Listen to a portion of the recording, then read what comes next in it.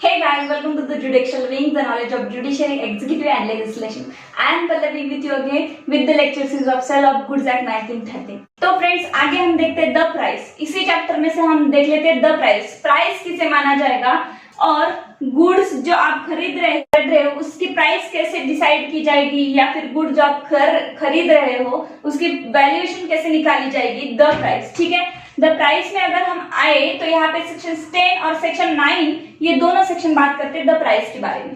पहला सेक्शन बात करता है असर्टेनमेंट ऑफ प्राइस और दूसरा सेक्शन बात करता है agreement to sell at valuation. तो हम पहले सेक्शन 9 की तरफ जाते हैं, असर्टेनमेंट ऑफ प्राइस। तो देखिए असर्टेनमेंट मींस एक निश्चित रूप से किसी भी प्रकार की प्राइस डिसाइड करना। ठीक है, the price is a contract of sale may be fixed by the contract. पहला पॉइंट बोलता है इसका जो कोई भी पॉइंट तो पहला पॉइंट इसका बोलता है कि आप कॉन्ट्रैक्ट में ही आप डिसाइड कर लो कि आपके कॉन्ट्रैक्ट का सेल का जो कोई भी आप जो परचेस कर रहे हो या फिर सेल कर रहे हो उसका प्राइस क्या होगा, कॉन्ट्रैक्ट में ही डिसाइड कर लो। डिसाइड कॉन्ट्रैक्ट में ही होना चाहिए कि आप जो भी कुछ कर रहे हो वो कॉन्ट्रैक्ट में लिखो कि इतना प्राइस होगा, इतने में मैं खरीद रहा हूँ, इतने में मैं बेच रहा हूँ। पहली बात, or may be left to be fixed in manner thereby agreed or may be determined by the course of dealing between the parties. दूसरा पॉइंट बोलता है कि एक मैनर में डिसाइड होना चाहिए। अगर आपने कॉन्ट्रैक्ट में फिक्सली डिसाइड नहीं किया है तो दूसरा पॉइंट बोलता है कि मैनर में डिसाइड होना चाहिए। मैनर कैसा होना चाहिए, course of dealing between the parties. मतलब मैं आप पिछले 5 साल से या 10 साल से आपके पास से एक चीज लेके जा रही हूँ, आपके पास से शुगर या कोई भी चीज हो एक लेके जा रही हूँ, तो आगे भी मैं उसी प्राइस से लेके जाऊंगी। ये हमारे between the both parties course of dealing होना चाहिए कि हाँ ये जो ए नाम का पर्सन है और बी है, ये ए सेलर है बी बायर है, तो ये बी जो है बहुत पुराना ग्राहक है, तो इन्हें हम 60 रुपए किलो ही शुगर हर बार देते हैं, तो हम इसे 60 रुपए पर किलो ही इसे शुगर देंगे आगे के 5 साल तक। ठीक है, तो ये कोर्स ऑफ डीलिंग होना चाहिए कि आप में ऑलरेडी फिक्स होना चाहिए, तो ये इम्प्लाइड प्राइस मानी जाएगी। ठीक है, दूसरा पॉइंट इसका बोलता है where the price is not determined in accordance with the foregoing provision।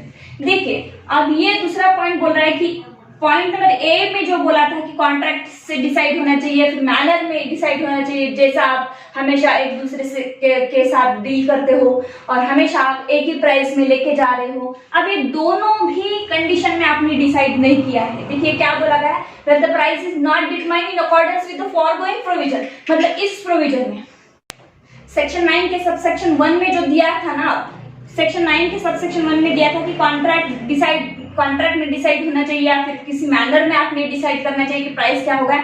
आपने तो ये दोनों भी छोड़ दिए, इस दोनों में से आपने किसी भी टर्म्स में आपका प्राइस डिसाइड नहीं किया है, तो द बायर शैल पे द सेलर। तो बायर को पे करना होगा सेलर को क्या, a reasonable price. That is the reasonable price question of fact depend on the circumstances of each particular cases. अगर कॉन्ट्रैक्ट में भी डिसाइड नहीं है और आप दोनों के बीच में ऐसा कोर्स ऑफ डीलिंग भी नहीं है कोई कि हमेशा मैं इसी प्राइस से लेके जाता हूँ, तब बायर को पे करना पड़ेगा रीजनेबल प्राइस ए को, जब दिया नहीं होगा प्राइस। कैसे reasonable price, reasonable price is a question of fact. Market value इसकी क्या है उस हिसाब से आप बायर को सेलर को पैसे देने होंगे।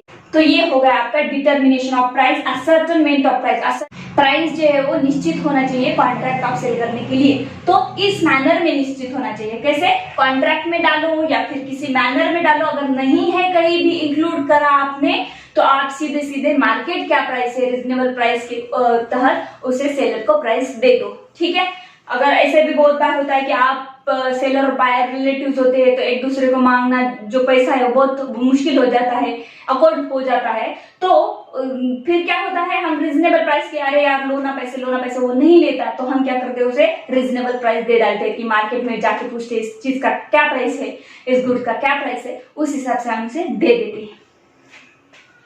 दूसरा है सेक्शन 10। सेक्शन 10 बोलता है agreement to sell at valuation. देखिए कोई चीज है, कोई गुड्स है, उस चीज का प्राइस आप वैल्यूएशन करके डिसाइड कर रहे हो। ठीक है, तो ये या इस सेक्शन में बोला गया वैल्यूएशन थर्ड पर्सन करेगा, कोई भी थर्ड पर्सन हो, कोई भी ए है और ये बी है, दोनों बायर है, ये सेलर है, और इन दोनों में कुछ अभी इसे सेल करना है एक गुड्स बी को, तो वो दोनों डिसाइड नहीं कर रहे प्राइस, अभी ये थर्ड पर्सन डिसाइड करेगा, सी। ठीक है, इस सेक्शन में ये बोला गया है।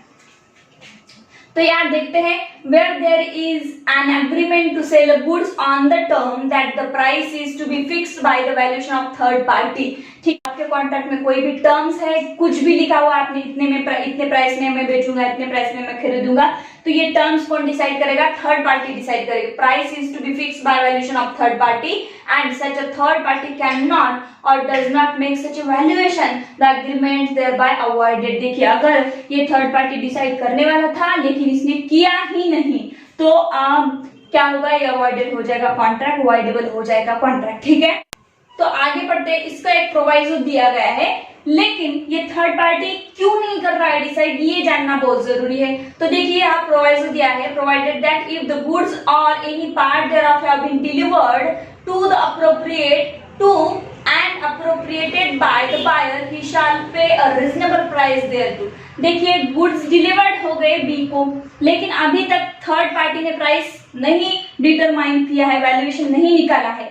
और ये जो बी है, ये बी साहब क्या करते हैं? इसे पार्ट में यूज करना भी शुरू कर देते हैं। ठीक है, यूज भी कर देते हैं, फिर क्या होगा? और वैल्यूएशन तो नहीं निकाला है।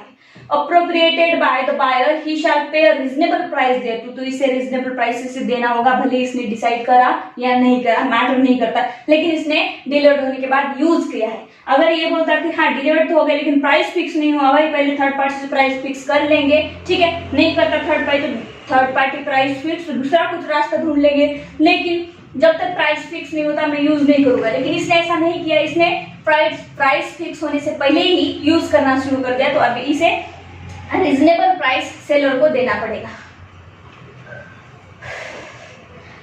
तो अभी इसके सबसेक्शन 2 में आते हैं, where such a third party is prevented from making the valuation by the fault of the seller और buyer, the party not in fault may maintain a suit for damages against the party in a fault. देखिए, यहाँ क्या कर रहा है, ये जो third person था ना सी, ठीक है, इस सी ने जानबूझ के प्राइस जो है, वैल्यूएशन जो है वो जानबूझ के तय नहीं किया है, इसको किसी ने प्रिवेंट कर दिया है। ठीक है, ए और बी में कॉन्ट्रैक्ट हुआ था कि थर्ड पार्टी जो है सी जो है हमारा वैल्यूएशन डिसाइड करेगा।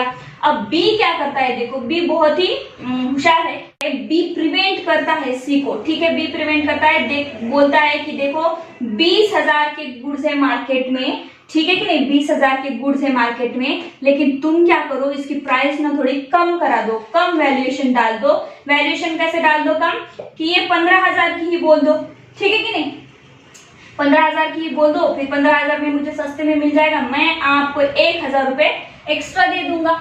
ठीक है, फायदा इसका हो रहा है, फायदा इसका भी हो रहा है, लेकिन ये प्रिवेंट कर रहा है एक्चुअल वैल्यूएशन बनाने से। तो अब ए जो है नॉट फॉल्टेड पार्टी, जिसका फॉल्ट नहीं है, वो डैमेजेस क्लेम कर सकता है बी के ऊपर पे। जिसने फॉल्ट किया है वो डैमेजेस नहीं क्लेम करेगा, जिसने फॉल्ट नहीं किया है उसे डैमेजेस मिल जाएंगे।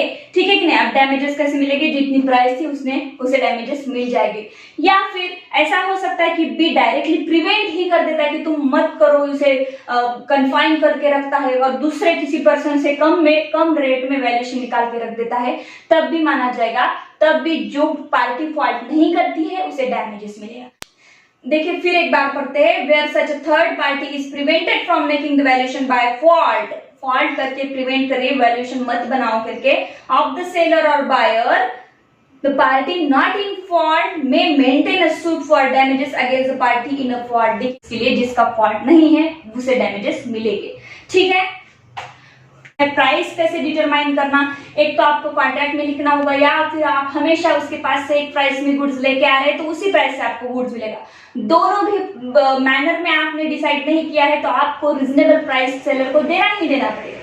उसके बाद सेक्शन 10 बोलता है कि agreement to sell by the valuation at the valuation. ठीक है कि नहीं? तो वैल्यूएशन जो करके दे रहा है उस हिसाब से आपको एग्रीमेंट टू सेल या सेल करना पड़ेगा। अगर आप उसको प्रिवेंट करते हो तो आपको डैमेजेस देना पड़ेगा, जो भी पार्टी फॉल्ट करती है वो। ये हो गया हमारे सेक्शन 10 तक। आगे के लेक्चर में हम आगे के सेक्शन को कवर करेंगे। Thank you so much friend for watching my video and like कर देना, सब्सक्राइब भी कर देना, यानी कि मेरे रोज के वीडियो की नोटिफिकेशन आपको जल्दी से मिल जाए। Thank you so much.